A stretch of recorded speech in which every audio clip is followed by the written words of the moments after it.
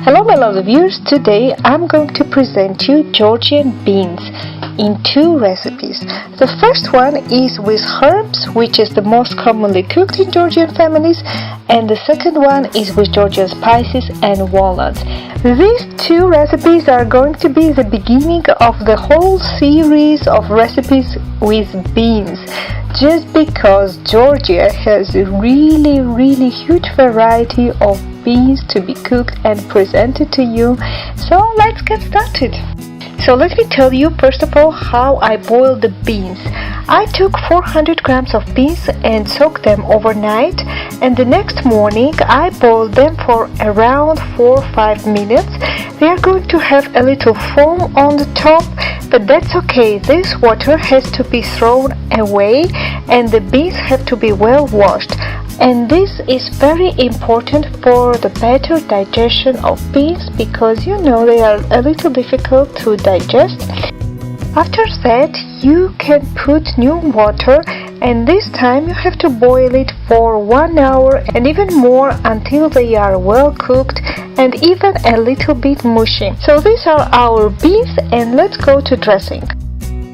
For the first recipe with the herbs we will need around half a leek, some dried thyme, 1 large onion, 1 clove of garlic, around 15 grams of parsley, and around 40 to 50 grams of coriander. So you can see that there is a lot of coriander, and some salt.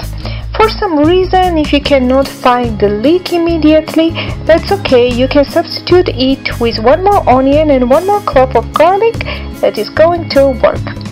For another recipe with walnuts, in addition to all the ingredients I have presented before, you will need some Georgian spices.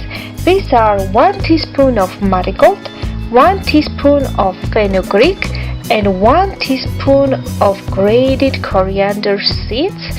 And you will also need some red hot chili pepper powder. This red hot chili pepper powder is very strong, that's why I'm taking very little, but you should not be afraid of red hot chili pepper in Georgian cuisine in general. You will also need 150 grams of walnuts, and these walnuts are very finely grated, as you can see, and some vinegar, and that's it. My beans have cooled down a little bit while I was filming the ingredients, so I'm putting it back to a medium fire and putting 1/3 teaspoon of dried thyme and around 2/3 teaspoons of salt. This is the minimum amount of salt I am using, so you can always add some more according to your taste.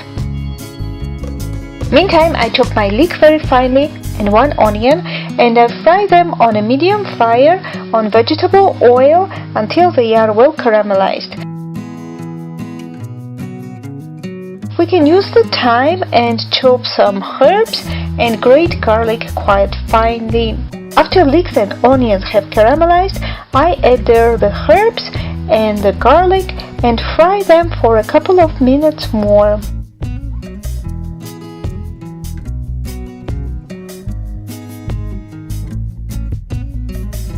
And then you add this mixture to the boiling beans. After that, the beans have to boil on a medium fire on average for around 15-20 minutes until all the flavors are incorporated. Stir it from time to time, and in 20 minutes you are done. I'm putting 100 grams of beans aside, so we are cooking with the leftovers 300 grams. And the second recipe, let's get started. So for the next recipe I put there all the Georgian spices and some red hot chili pepper powder and 150 grams of grated walnuts, and cook it for a minute, not more. You are done within a minute. Oh, I almost forgot to put some vinegar. 2 tablespoons are needed. This time I put red wine vinegar, but it worked perfectly. And that's it, you are done with the second recipe. So let's plate the second one, and here you have got the 2 recipes of beans in a Georgian way. You can eat Georgian beans with green onions, with radish, even with leek like I did now in this video. But remember that the first type of beans we have cooked, the beans with herbs, has to always be eaten with pickled vegetables. Or if you don't have pickled vegetables, you can use Georgian ajiga, and you can check my video on it. It is really truly yummy.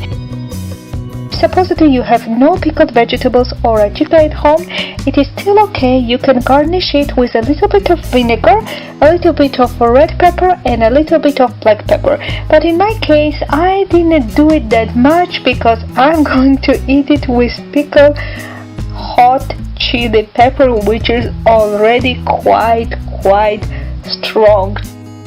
But the other recipe, the recipe with walnuts, is so good on its own. It doesn't need anything else. Well, you need some bread or some mice bread, like in my case. Maybe you can eat it with a salad.